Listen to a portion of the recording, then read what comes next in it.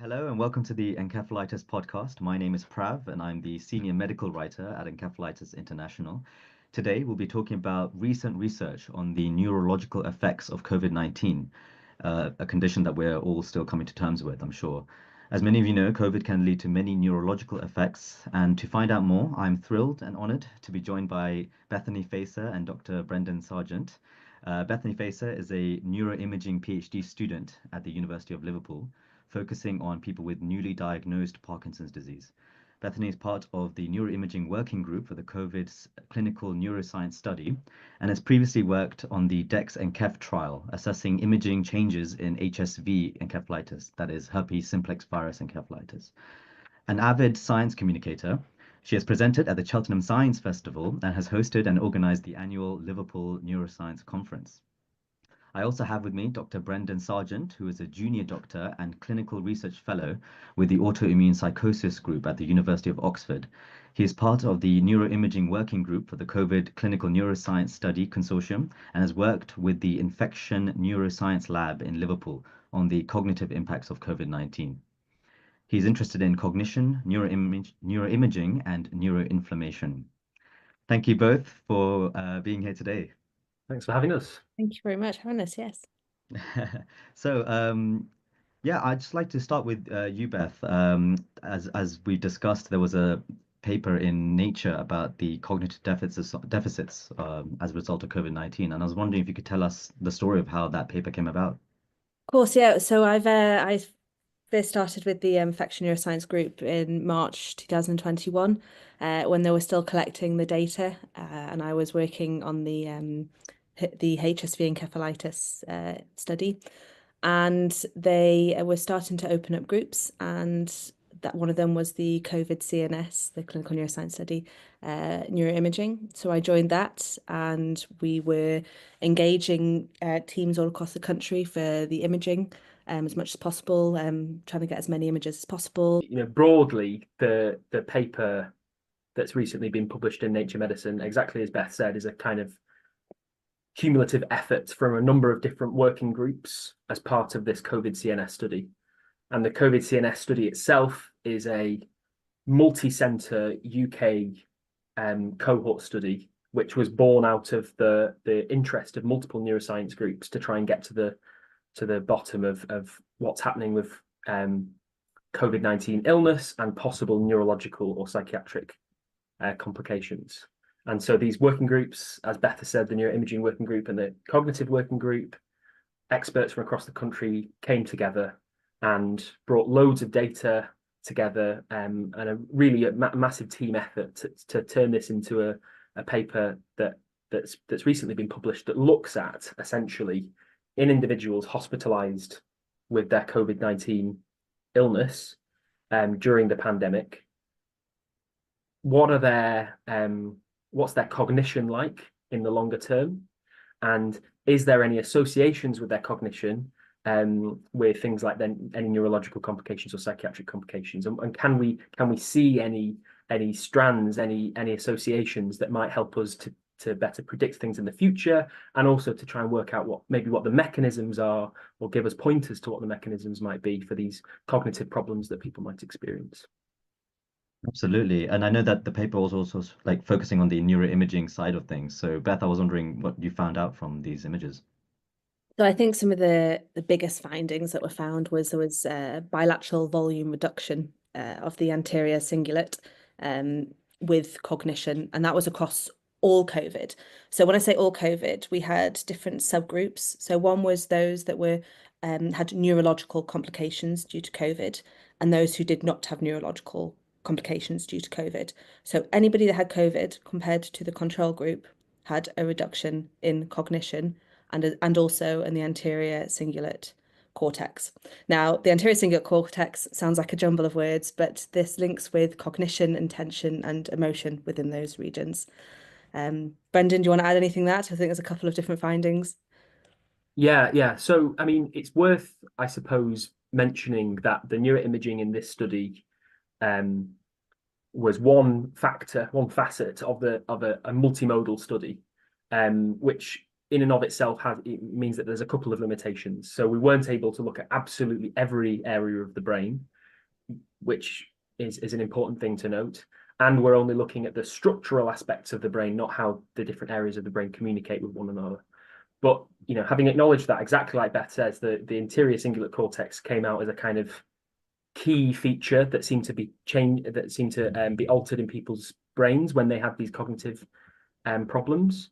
And another thing, as well as being associated with attention and emotion, as Beth has said, is that there are some links to neuropsychiatric symptoms like depression.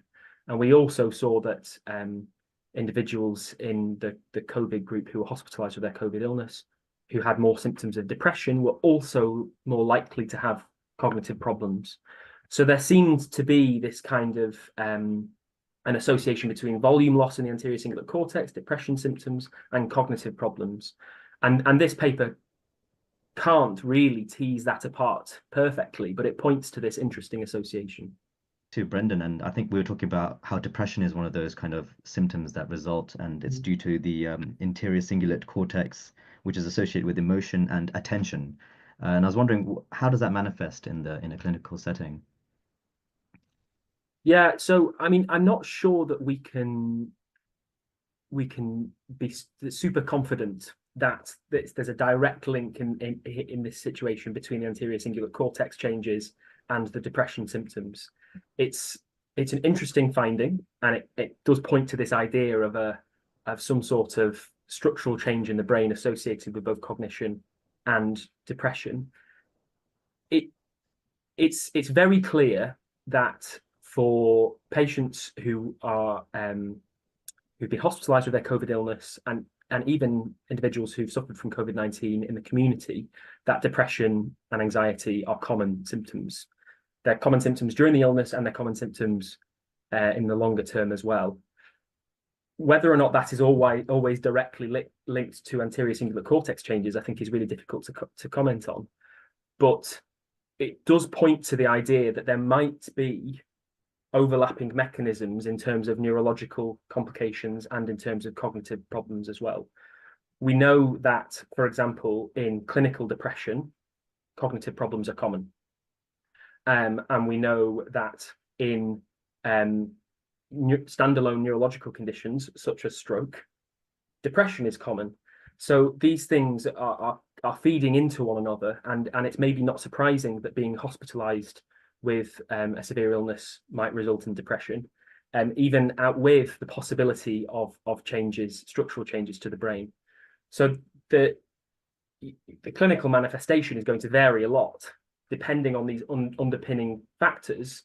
What's clear is that we need to be aware of this depression feature being really common, not underestimating it, because as our study has shown, depression is going to be is a key factor in cognitive problems, and addressing it, proactively and supporting individuals who have neuropsychiatric symptoms as part of their longer term presentation.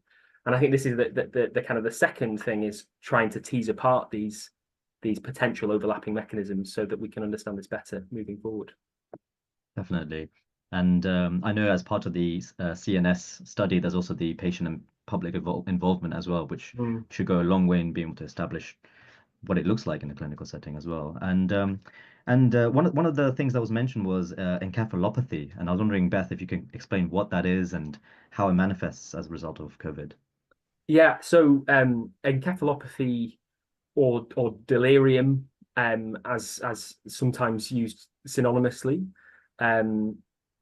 is a term that describes a clinical presentation that we often associate with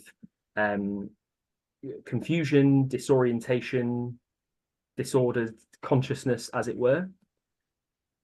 And it can often, in clinical settings, be a bit of an umbrella term, and can represent a huge number of pathophysiological processes or illnesses or mechanisms, not always in the brain. So, for example, in the hospital, we'll often see patients who are frail, who have an infection somewhere in the body, and they can present with encephalopathy.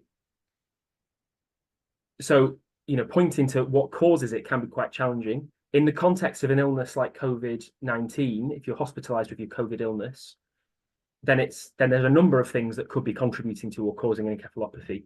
Beth has already mentioned the inflammatory processes that are at play here.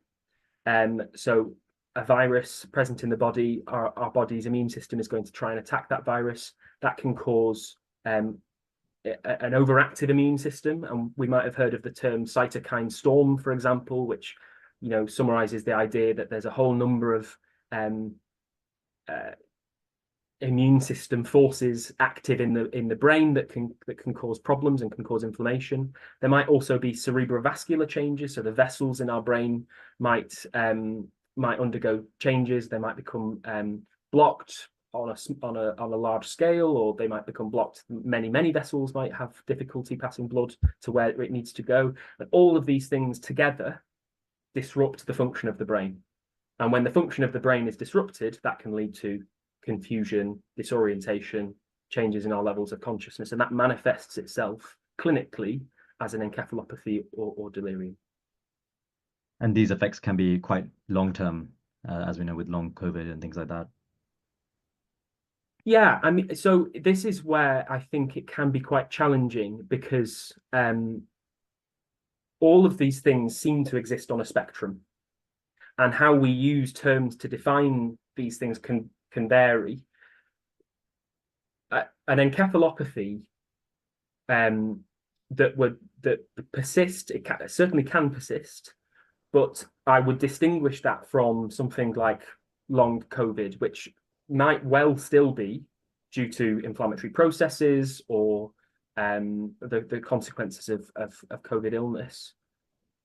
But if someone was in the community still experiencing disordered levels of consciousness, then I hope that they would receive medical attention for that. So, but exactly like you allude to, is what's the distinction in terms of what's going on in the brain between that initial encephalopathic process and somebody who's experiencing long-term cognitive problems, for example, is quite challenging. Absolutely. And Beth, I think one of the papers you sent me this morning was a systemic review and meta-analysis published, I believe, in the European Journal of Neurology. I think it was looking at loads of different papers on COVID-19. Yeah, so the systematic review and meta-analysis of studies looking at cognitive problems in COVID-19 was, again, this was another study that was undertaken by the COVID CNS consortium, so lots of individuals from across the UK. And this was, broadly speaking, looking at what individuals and researchers and studies from across the UK and from across the world have found in terms of longer-term cognitive problems after COVID-19 illness. So not just in hospital in the first month, but after 6 months and 12 months. And the key finding from this really is that individuals can experience cognitive problems in the medium longer term, so in the order of 6 months, 12 months. And really interestingly, the cognitive deficits or the cognitive problems experienced were not domain specific, by which I mean they weren't only long-term memory or only attention.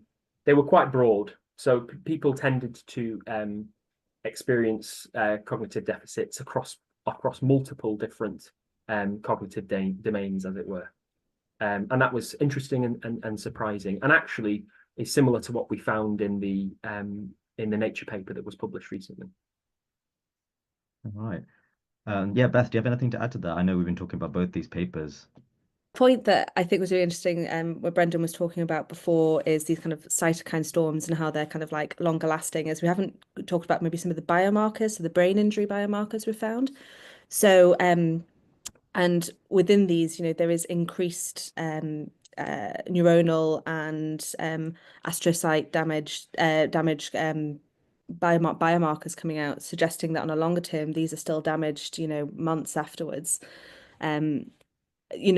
So, and I know kind of one thing is like, does this link to any other diseases, for example? There's all sorts, GFAP. So GFAP suggests is one that we found an increase in, which suggests that astrocytes are activated in response to brain injury. And this is to inflammation or, for example, neurodegeneration. So, and we often see these in conditions like traumatic brain injury, multiple sclerosis, or neurodegenerative diseases. So it does say a lot about other diseases as well.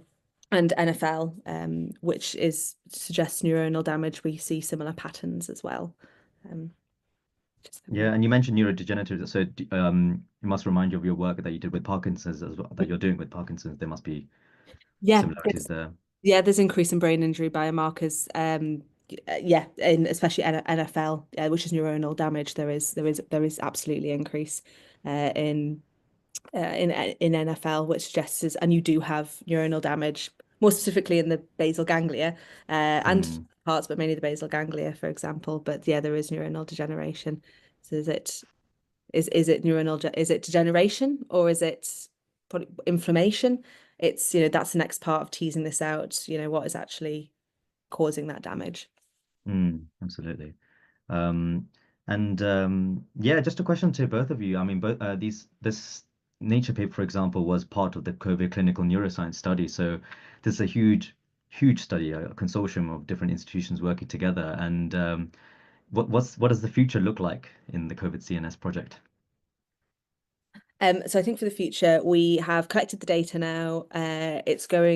We're creating a master database where all of the data in there. So it's so multifaceted. So we'll have the brain injury biomarkers, plasma, so like blood biomarkers. We'll have the imaging, which will include thousands of these things are called image-derived phenotypes, which are very specific metrics. So one, for example, would be the anterior cingulate cortex thickness would be one, and there would be thousands of those. We've only just looked at structural at the moment, but we're currently processing. I want to say processing. We're looking at the data. We're especially when you're doing imaging, you need to clean the images, make sure they're all at the kind of the appropriate quality to then do the analysis. And we'll be doing this for the functional stuff as well. So the functional imaging. As Brendan said, this is only structural, so that we only looked at the T1s, which is just a structure, the anatomy of the brain. But we'll look at diffusion, which tells us a bit more about the white matter in the brain. So those are the pathways that lead to the grey matter, so the drivers of the brain. We've also got ASL, which looks at perfusion, blood perfusion of the brain, very, very important for specifically looking at strokes caused by COVID-19.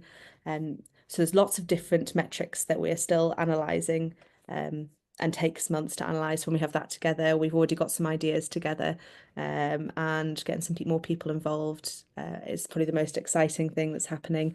I can't speak too much about it until we've got all the data together, and I have to leave some air of mystery for the future. Thanks, Beth. Brendan, anything you'd like to add? Yeah, so I mean, not much to add to Beth's great summary of what's in store for COVID CNS. I think, like she says, there's a huge amount of data to look into. I think one of the things that I'm really interested in, and it will be interesting to see whether or not COVID CNS data can contribute to this, is teasing apart these things that we've alluded to throughout the conversation. So what is it about neuropsychiatric symptoms that might be contributing to, or really part of the cause of cognitive disturbance, or is it something inflammatory that's causing both? I think that's a really interesting question to ask. And another factor is, in terms of encephalopathy, is thinking about whether or not studies like this, the individuals that we're recruiting for this study, are by their very nature more at risk of developing something like encephalopathy, and therefore more at risk of cognitive decline in the future. And so can this be used to kind of more easily recognize and treat earlier these people who are at higher risk of problems after illnesses like COVID-19? So I think those are some really interesting things that further work in this area really can move towards. So I think it's exciting and promising. Yeah, just to add on Bren's point about interested research, is another area that is looking at brain age. So as we get older, we age, our brains age, but different, our hearts age possibly at different rates than the rest of us. So, or different parts of us. So it'd be really interesting to see how after COVID our brain has aged to somebody who hasn't had COVID.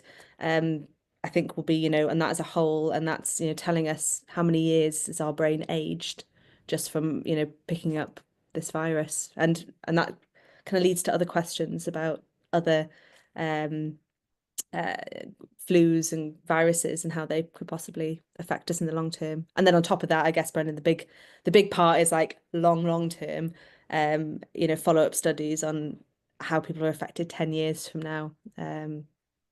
So much interesting data to investigate. Absolutely, yeah. This is still such a very new condition, and how can we know the long-term effects until we've actually gone through the years, really? So, yeah, we've got our work cut out for us, it looks like.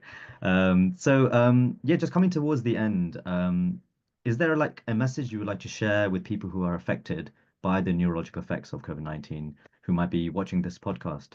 Start with you, Beth, and then Brendan. So I think for me, as I come from a researcher point of view, and I've started to also get involved face to face with people, I think the biggest thing is I'd want you, for those particular people who got involved in the research, thank you so much, because we can't have these advancements without, those people spending their time when they're already unwell, taking part in these studies. So something I think that I just want to kind of always drive home with anybody, and this is just research in general, if you take part in these studies, it helps research and drives breakthroughs so much faster. It seems like it can seem like a very big thing, especially when you're unwell, or some people will be like, oh, it's nothing, me coming into research. However way you view it, it is absolutely, the biggest thing that you can do and the biggest help. And, I think it's really just thank you and please continue. But at the same time, don't feel forced as well, because I've had people feel guilty for sometimes not taking involved. It's whatever makes you feel comfortable. But mainly thank you for getting involved. Amazing. Thanks, Beth. Brendan? Yeah, so just to reiterate, of course, Beth, thank you to everyone who gets involved in research in any way, shape, or form, from patient public involvement panels to actively taking part in research. It's obviously fundamental to all of this, and this conversation wouldn't happen without it. Just to add as well, I think it's really important to emphasize that the Nature paper we've talked about, and seeing cognitive deficits in people post-COVID in the medium term, it's easy to distill a huge amount of work down into headlines that capture our attention. But a lot of the people we saw, their cognitive function did improve over time. And it's also really important to mention that this sort of work is trying to describe a hugely varied phenomenon, and the neurological consequences or cognitive or psychiatric consequences of one person's COVID-19 illness will vary massively from somebody else's. The mechanisms underpinning it might be different, their presentations might be different. And so it's really important to be aware of that, and to make sure that, if you are needing support, to seek that support and seek it in a way that allows you the care to be individualized to you, rather than taking one paper in isolation and coming to conclusions from that. Absolutely, yeah. And yeah, the individualization, the personalization of medicines is definitely something that's so important for everyone involved. And yeah, very hopeful for what the future looks like in terms of research. Yeah, so I think we're coming to the end now. We've talked a lot about COVID-19, encephalitis, encephalopathy. I'm just wondering, just before we close, is there anything that we have not discussed that you'd like to mention?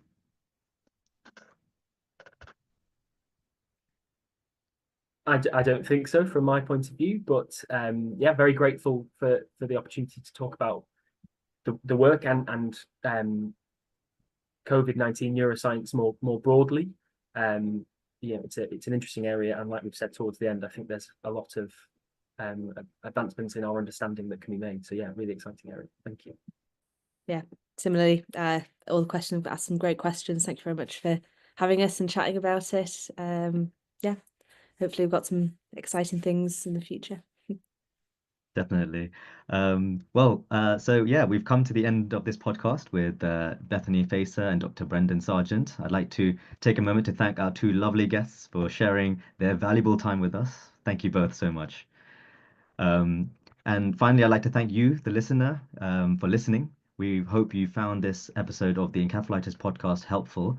Encephalitis International is here to help and support in whatever way we can. For more information, as well as our contact details, please visit our website, www.encephalitis.info, and together we can achieve our aim of ending death and disability from encephalitis.